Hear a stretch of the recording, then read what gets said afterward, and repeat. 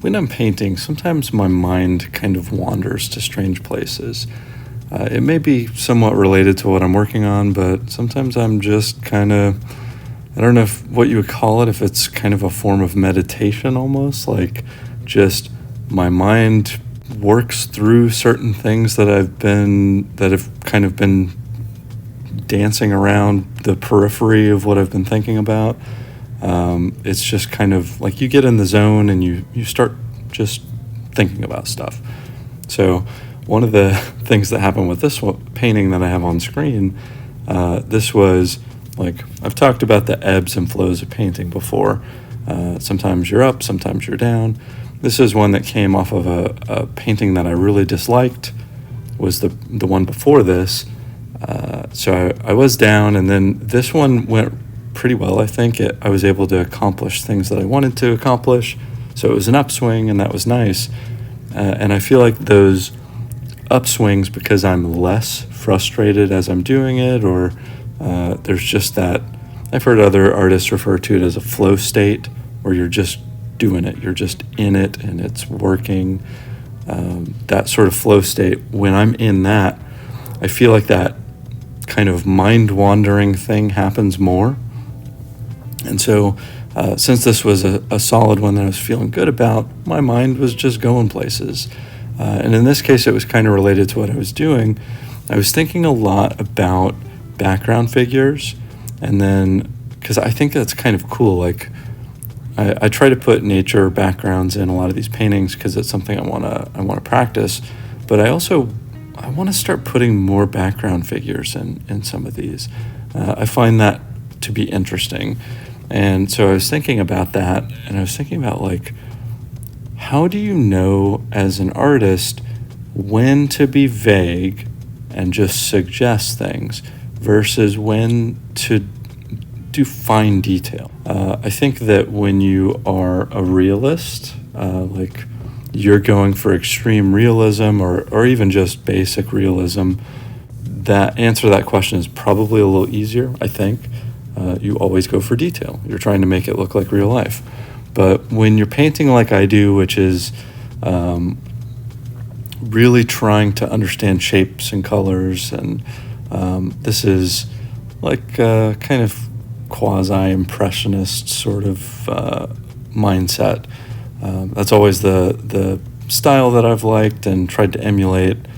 And when you're trying to do that, like, especially as an untrained person, an amateur type painter, like I don't have any formal training, so there's some of these concepts that I'm just guessing. I'm just taking a stab. I'm trying to watch other artists paint on YouTube or maybe Instagram and try to learn from that.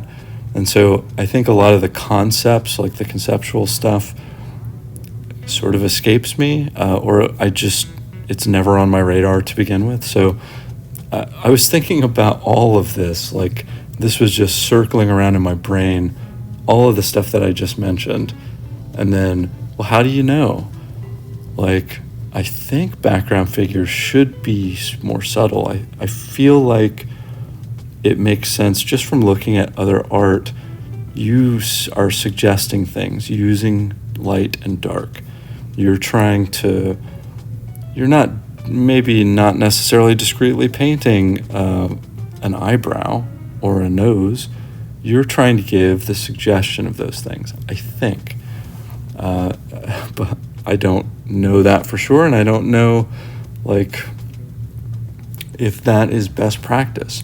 But I get that impression that that's true, so it's what I've been trying to do. I've done a couple of these where there are small figures in the background rather than the foreground, and I've tried to do that suggestion of features thing to varying degrees of success. It hasn't always worked perfectly.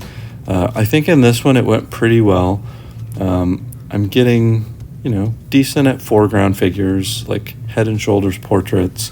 There's always room for improvement, of course, but I've gotten better over the last year or two. I guess I haven't been painting for 2 years, but a year and a half, we'll call it. Definitely gotten better in that time frame. there's a lot more to go, but I'm better at those larger figures than I am anything else.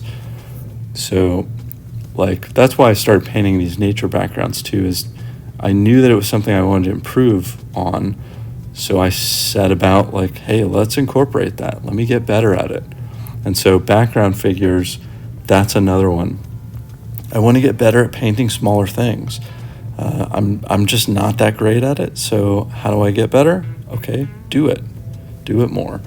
So that's what I've got going here. And I think at this stage in the video and the time lapse that you see, I think I got the figures to a pretty decent place. You can tell there's a couple of dudes in the back by the tree with hats on.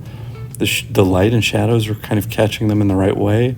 You can tell that this is probably a lady that's on the farthest right there. So the impressions and the subtleties are kind of there, and you can kind of see what's going on. I think that there's room for improvement, though. Maybe, again, this is just based on looking at other artwork.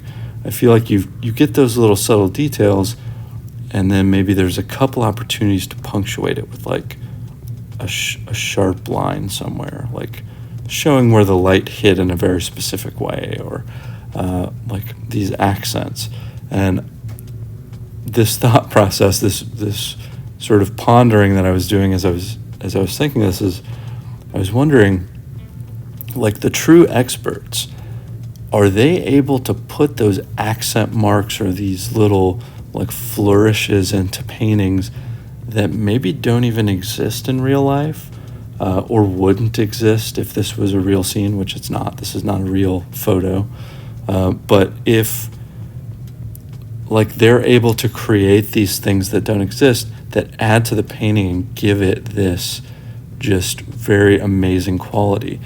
And like, when it's all said and done, is that kind of the greatness of art and of painting? Is that, like, not from my perspective as an amateur, but just generally, like, appreciating art that's out there, like going to a museum and looking at paintings, is that it's not that they're able to replicate real life perfectly. It's not a photograph per se. It's that they're able to add this flair and this distinctiveness to a painting that is visually interesting and engages your brain and just makes you think, this is great. I love looking at this. It gives me something more. Like, if artists are able to get that, like the real experts. So, I don't know, just a bunch of random thoughts that I had when I was painting this. I thought it was interesting. So, since it was kind of something that I still had some details in my brain from, so I figured I'd pop this into a video and share some of these thoughts. So, thank you for listening to my ramblings, and I hope to see you for the next painting.